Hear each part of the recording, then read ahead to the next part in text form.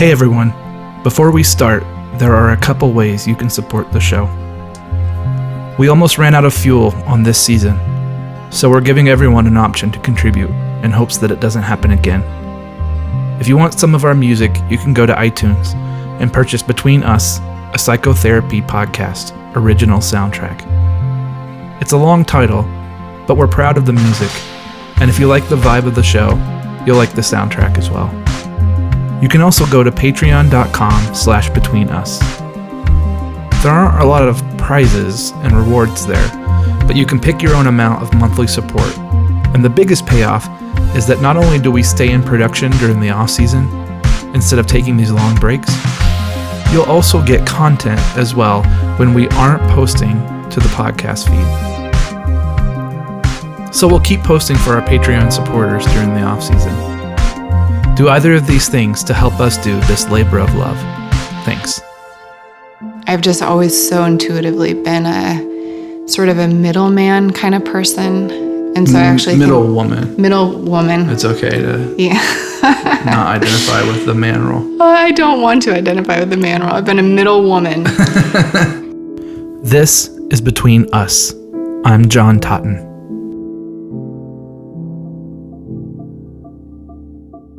Is there something on your mind? Is there something on your mind? It just seems like there might be something you want to say. Peter. Like what? I mean, why would I want to say something so I could watch you sneer at me? Sneer at you? I don't ever sneer at you. Oh, sweetie, you don't have to. You get your point across. Okay, so fine, then say what you want to say then. Peter. I don't want to say anything. I've tried saying Okay, so things. try again. Release yourself. Oh, release you mean? Yeah, fine, release me. Just say it. Just fucking say it. Don't you swear at me, you little shit! Don't you ever raise your voice at me! I am your mother! Do you understand? All I do is worry and slave and defend you, and all I get back is that fucking face on your face! So full of disdain and resentment and always so annoyed. And I know you're in pain, and I wish I could take that away for you. I wish I could shield you from the knowledge that you did what you did. And what a waste. If it could have maybe brought us together or something. If you could have just said, I'm sorry, or faced up to what happened. Maybe then we could do something with this. But you can't take responsibility for anything. So now I can't accept. And I can't forgive. Because nobody admits anything they've done! Hi, Katie. How are you? I think I'm pretty good. You think you're pretty good? Yeah. I mean, I have a microphone in front of me. Unlike our previous seasons, we're producing some of these episodes after the debut of the current season. And so, as I speak this, our first episode of the season has just posted. You might remember it because I scolded you for not being real people with other therapists. And of course, as soon as I posted it, I started getting email after email full of kind words and encouragement from real people who were therapists. There was one theme, though, and it turns out to be relevant to our discussion today. I got a lot of apologies from women. Maybe they weren't concrete apologies for specific actions. Some of them apologized for not submitting responses. Some of them apologized for the fact that my experience has been what it has been. But they were all kind. They were all thoughtful and unselfish. And they were all from women. If you're listening and you're a woman, you probably know exactly what I'm talking about. If you're a man, you may or may not have noticed it. And this isn't to say there aren't men who are deferential like this. There are, and many of them have been my clients. But we all know this shows up particularly with women. We socialize it into little girls. They're taught to be more caretaking compared to boys. And little boys are taught to be more preferential, to go out and get what they want. More often, women are raised to not feel empowered to set their own boundaries. They're taught to say yes. I see it in my female clients in their jobs. They might be asked to work endlessly without extra pay to accommodate a male boss's presentation, or they allow themselves to go uncredited for their hard work. Sometimes I ask, how would that be different if you were a man? Just to get the imagination and the possibilities flowing in their mind. Because I can only know about the female experience what I am told. But I certainly know that I don't have to live this way. My clients respond well when I tell them that I won't meet past 5 p.m. They're respectful when I raise my rates. I apologize only when I actually screw up. It's never expected of me otherwise. And while I think of myself as a pretty accommodating caretaker for a man, my contributions to my personal life pale in comparison to the endless efforts of my wife. So when my guest today tells me that it has been a project for her to find her limits in all aspects of life, I believe her. This show has sporadically been working its way through my friends who are colleagues, and our latest today is Katie Wilson. I think Katie is really, really nice. And I'm a fan of nice people. I also don't think that for a person to find limits for themselves makes them not nice, as proven by the fact that she's been finding her limits and she's still nice. She is someone who is a constant learner and ever studious. She's always working on herself and her skills as a therapist. But most importantly to me, she happens to be a real person with me. We caught up and discussed life, marriage, therapy, and finding her limits in a man's world. So this year has been difficult because I have spent almost all my career having at least like 1 foot in an agency setting. And this year I haven't had that. I've had a number of different clients and client situations that have been, I think, really challenging for me. So, and I've felt a lot of pressure in a different way than when I worked in more of an agency setting. And so you're having to provide kind of the whole apparatus for patients who are really hard to figure out. And, yes. Yeah. And learning my limits. What are the limits that you're discovering? Well, I feel like I'm starting to discover when I feel like something is too much. Whereas I think when I was in more of an agency setting, and actually I think even when I started, I felt like, oh yeah, I can do this. I can like learn anything. Or I think I felt a lot more like open to take on anything. Mm-hmm. And when I first started my practice, I felt open to take on anyone. Mm-hmm. And I think I'm learning that I have limits. A newer clinician, there's a lot that I don't know. I'm like feeling a little bit better about saying that.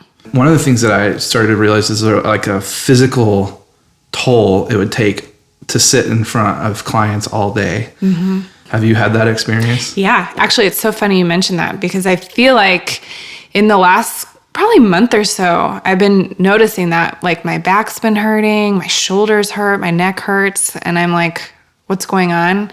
And then I was thinking about it. It's because I sit all day long. And if I only have a 10-minute break in between my sessions, I'm not going anywhere. To try to describe it to people who don't do it, the only thing I can really think of to describe is if your job was to drive long distances. Mm-hmm. There's this feeling of I just sat around all day, but I feel totally physically drained. Mm-hmm. Yeah, I was actually talking about that in therapy the other day. It's like this interesting job where we sit literally all day, and it's so exhausting. Mm-hmm. Yeah, it's really hard. Have you had any regrets? You know, actually just this week, because I am looking at insurance and we have to get it on the marketplace because my husband, Colin, is also self-employed. And so this is the first time I've been like, this sucks trying to get insurance because they're all not good. Yeah. But honestly, other than that, I think it's like the best choice I've made. I love doing it. Yeah. Okay, so that's one of the main questions that I want to ask you because throughout this season, I'm having a lot of second guessing and thoughts about our community and my colleagues, if I even really like therapists. Mm-hmm. You're married to a therapist. Yeah. So I guess there's a lot there. Do you hang out with other therapists? Also, there's another therapist who you presumably hang out with all the time. Mm-hmm. And so what is that like? Personally, I love being married to a therapist because I think in a way, it's like there's somebody else that gets what I'm going through, and I can talk about something and have somebody else who understands it. And I think that Colin and I are really good at setting a limit. Like, our relationship is not therapy, and it's not about our clients. I think we both can pretty easily sense when we're talking about clients too much, or when we're just talking about even stuff in our day too much. So it's helpful because I feel resonated with, but then we stop. We live life together.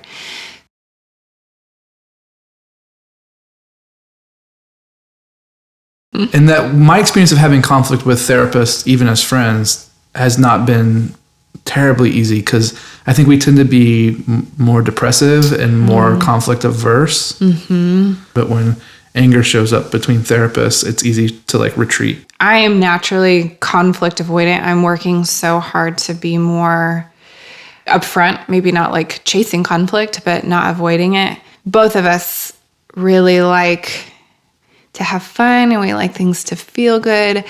But what I like about being married to a therapist, I actually feel like we can fight because we feel resilient, and we both can trust that we'll sort of work out our feelings, whether it's together or on our own, and come back and talk about it. But there's like a kindness, but also a sturdiness. That has been really healing for me, actually. And I think I take it for granted that not everybody feels like they can fight with their partner or have like a difficult conversation kind of regularly. Mm-hmm. What is it healing? Yeah, I think it's healing the feeling that, and I don't know if this is a feminine thing or I don't know if it's a Katie thing, but that my anger will destroy someone, or that my no will make them feel bad about themselves, or that'll hurt them. Again, I'm working on it. But in a way, I feel not responsible for him. Like, he can take care of himself. I have felt so responsible for other people, for taking care of them, for making sure they're okay, to being nice, to not hurting other people's feelings. And even in private practice, right, there's a little bit of a rub or a conflict that comes when you make people pay you. What happens when someone is salty about paying you? Sometimes it comes out sideways, like, I can't believe I'm paying for this, or that kind of a thing. And my gut reaction is to feel like, oh my gosh, you're right. I think that's where I've done a lot of work of like, I actually am doing so much here, even if in this moment.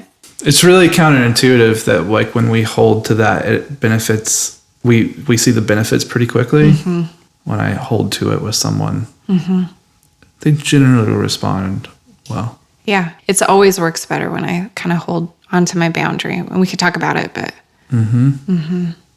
But as far as the friendships, yeah. I mean, I also think that most of my friends are therapists because I like feeling resonated with. But I have been feeling so much, and I don't know if you feel this, but I have so much of myself that is not a therapist that I don't give enough time to. I've been thinking a lot about how can I get out of the therapy world? How can I do things that are not therapy related? Feeling itching to get out and do, I don't know, normal person things. Like what? I don't know how committed I feel to this idea, but I always thought to myself, if I could choose another career, I kind of wanted to get into real estate. So I signed up for a real estate course. Wow. Just to like learn more about it, see if I like it. I don't think I would ever do it full time, but I need to do something else. So, I mean, what is the part of your brain that says, I have enough time to do this? Well, I don't know if I have enough time to actually do real estate, but I just started not working Fridays, and I feel like a different person. I feel like I can do things I actually like. I have time to do things, but working 4 days a week has really changed my life. The ability to set a limit is the ability to give ourselves space. Space to breathe, space to rest, space to have fun, and space to explore elsewhere. I recently met with a potential client who I found really interesting. Except his schedule would only allow him to meet with me at night, which I haven't done in almost a year. I was talking with my wife at dinner that night about how I could possibly move some things around and meet with him at night, and she stopped me and said, "But why would you do that? You've been working to have a daytime schedule for years." I stopped and breathed and brought myself to the present moment and said, "Yeah, it doesn't make sense." There is a cost for having no limits, and sometimes we need to be reminded of it. Back to Katie.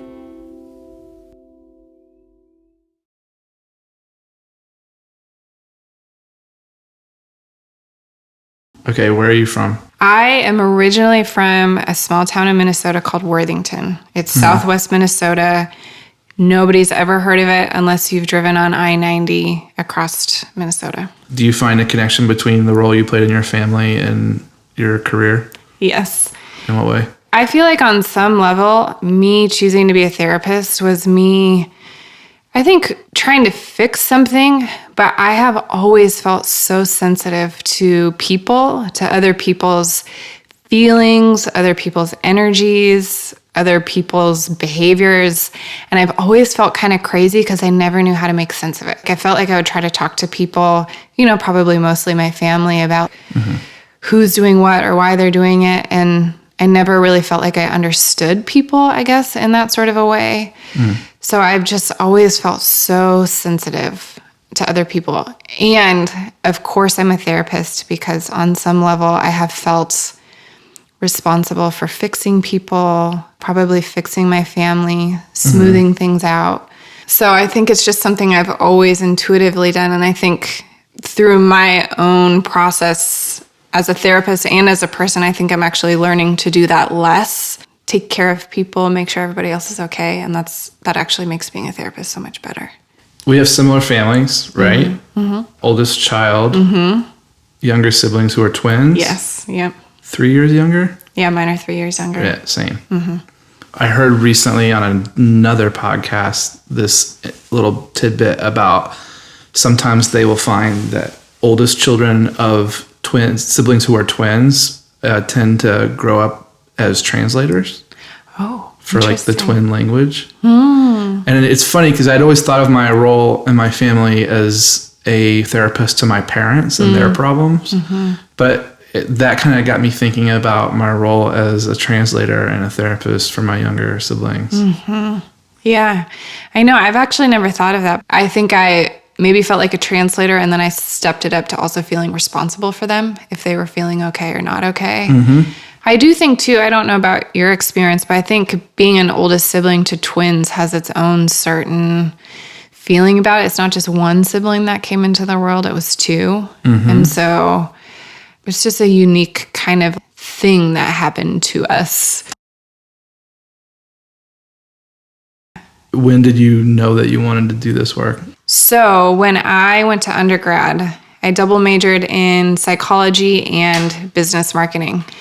I think it was my first or second year of college. I took a six-week trip to China, and I went to China and I fell in love with it. Something about it was so different from a small town in Minnesota. I just was like enraptured by the culture. And so I moved back there for a summer after my sophomore year of college. I moved there originally thinking that I wanted to do business there someday, like maybe in Hong Kong or something.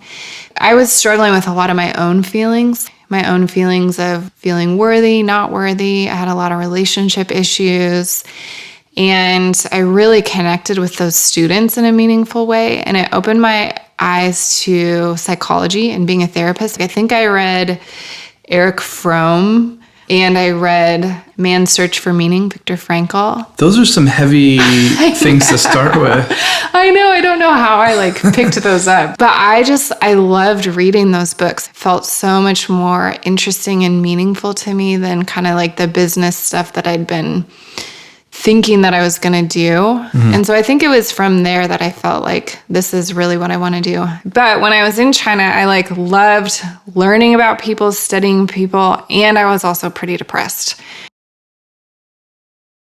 I don't know where I thought it would be a good idea to move by myself to Beijing, I think there's the part of me that felt like it would be more interesting to live so far away. And I think I couldn't think about the parts that were so lonely.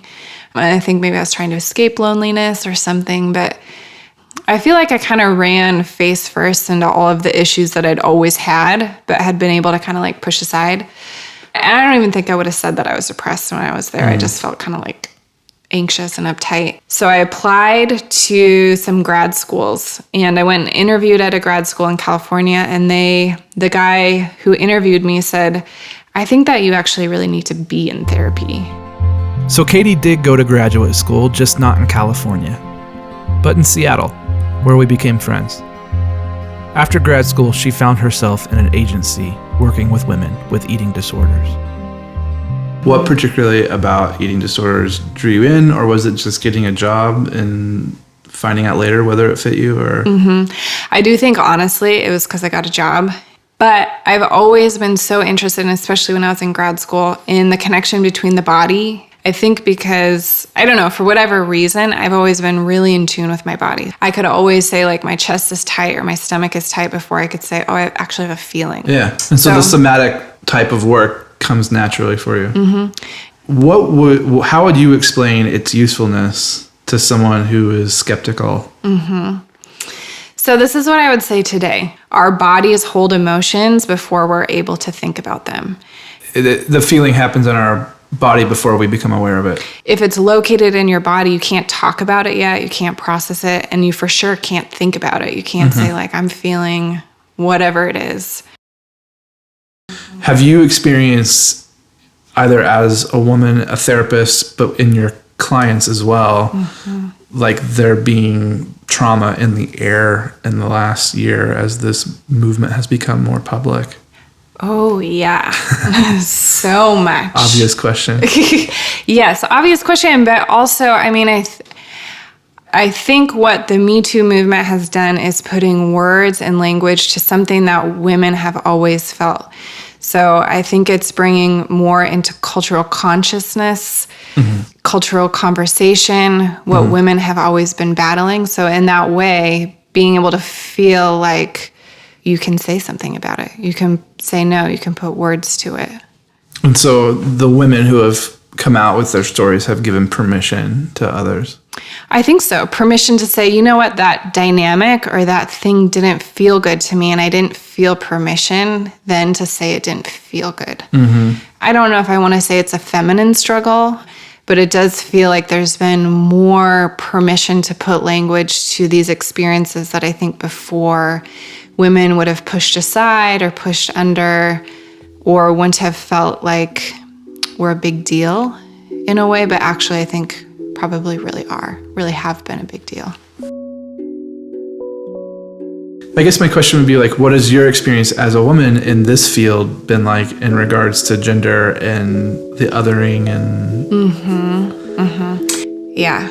Well, it's a very female-dominated field, but it's interesting in sort of the particular communities that I'm in, the particular ways that I, think I've read a lot of sort of psychoanalytic literature or, it's kind of the world that I'm in, and it's so male-dominated, and it's so interesting to me. I feel so sensitive to it. I feel like so much of the conversation about the human brain and the human psyche is talked about by men, and mostly white men. And I think that in my experience, and I don't know what to do about it, but I think about it a lot, there's so much complexity that's missed that has to do with the female experience. So when there's so many, I know there's a lot of areas of psychology that are really dominated by women, but I feel like I see a lot that are dominated by men.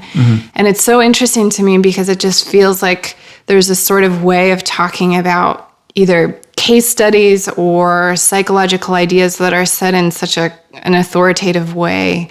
And I feel like there's so much of the feminine experience that goes missing for some reason that's not even in their consciousness, that it might be different if you were a woman or whatever. I don't know if that makes sense. But sure, I think it makes sense. Yeah. But why is it not obvious to everyone?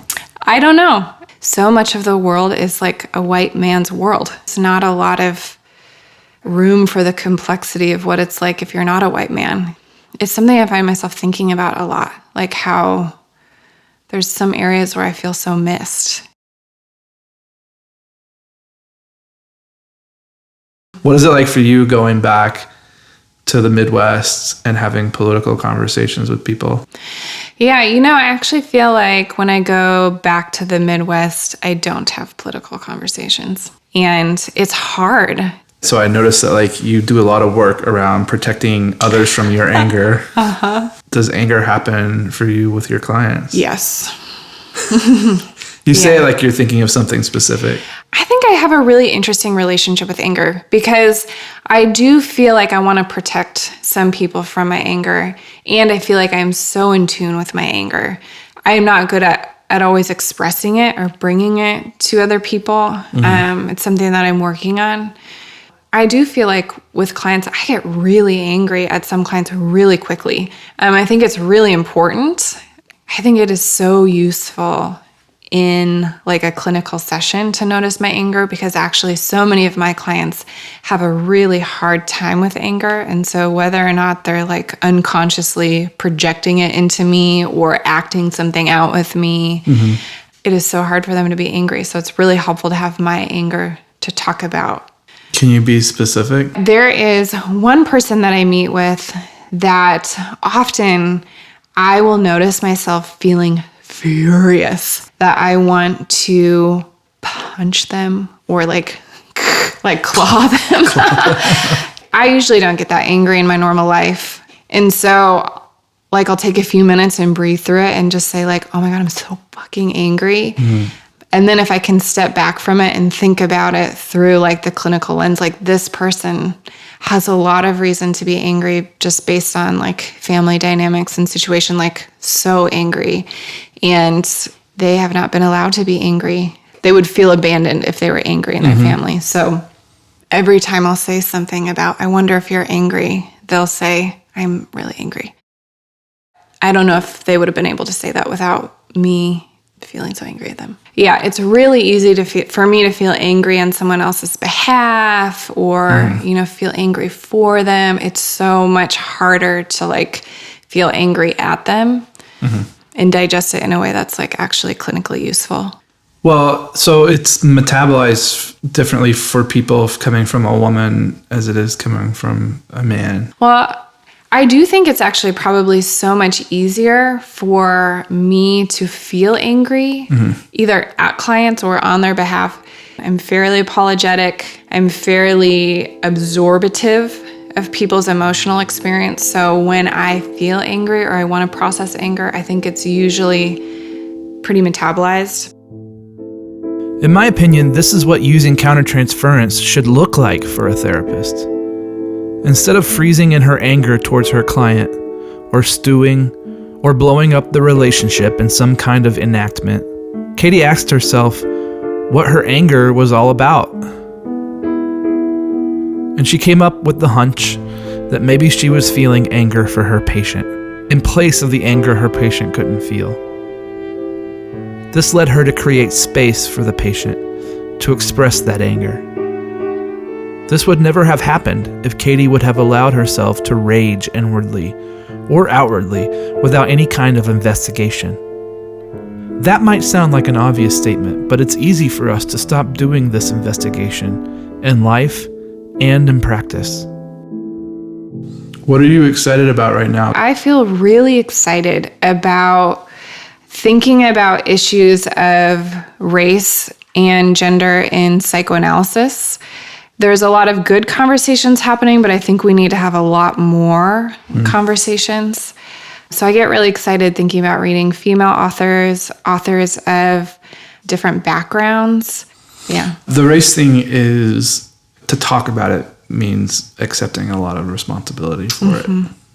Yeah, and a lot of not knowing. Like not knowing what somebody else's experience is, not knowing how we've impacted them, how our field has impacted them, maybe facing the shame of like, yeah, we messed up or we missed a lot here. Yeah. I think our field doesn't like looking at external political, social forces in our clients. which is too bad. Yeah. Yeah, it is too bad because psychoanalysis focuses more on the internal experience, but those factors shape our internal experience so much. And I think to not be aware of them is doing everybody a disservice. Mm-hmm.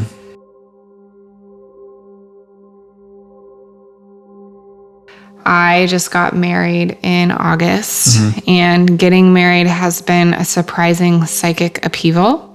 Not the marriage itself, like that I feel fine about, but it's actually just like brought up a lot of feelings, both about, gender, but also just my own experience, like what I've always imagined marriage to be, what I always imagined the role of a wife to be. I've been feeling strangely emotional, like why is this thing that I like feel great about the marriage, the person, the relationship, but it's just something about the act brought up a lot for me. Because of everything that gets projected onto it. And yeah, I think so. And like what happens if I am too difficult, just old feelings like that. And I think there is constructs that were implicit in what it meant to be a family that didn't feel good to me. And so wrestling with all the feelings, I'm like, oh, I get to choose family. Like we're creating this thing, whatever family looks like for us, we get to create it and we get to like recreate it all the time. There are a lot of like expectations for what a wife does and what a marriage is. Yeah. Even though I don't know if I got this from my family in particular, but this sort of idea of like women being like sort of supporters of the family, making the food, being responsible for the household stuff, always being kind of unconditionally supportive. And a lot of that just didn't fit for me. And I don't think I even realized I was trying to make it fit, but it was so surprising to me. I didn't know that was there. There's all these things that we grow up with that say that like you do this thing and have this day and then you're different. And you're not. And there's still a lot of expectation around it doing so. It's weird. It's one of those things that a lot of people put so much projection onto, like we were talking about earlier. And I'm guessing that would also play into your journey into like finding limits for yourself. Yep. And like it's important not to constantly serve. Yeah. Well, I think that there's some part of me that always feels or has felt like I needed to be helpful or useful. And what does it mean if I'm not? I feel like I've had to do a lot of work on that. Like being valuable just because I was born. And you're enjoying that process? Yeah, I feel like I'm learning a lot how to let myself just be where I am. I can't always know everything perfectly like I feel like I should. Thanks, Katie. Yeah, thanks, John. Our thanks to Katie Wilson for joining us, and to you for listening. Between Us is produced by myself, John Totten, and Mason Neely. Mason also composes our music. We had help with editing from Chris Keene at Cutter's Cathedral in Chico, California. Support us at patreon.com/betweenus, where we will be posting episodes during the off-season. You can also buy our soundtrack on iTunes. It's called Between Us, a Psychotherapy Podcast, original soundtrack. Find us on social media. We have a Facebook, Twitter, and Instagram account. And remember to leave reviews on iTunes. And until the next time, take care.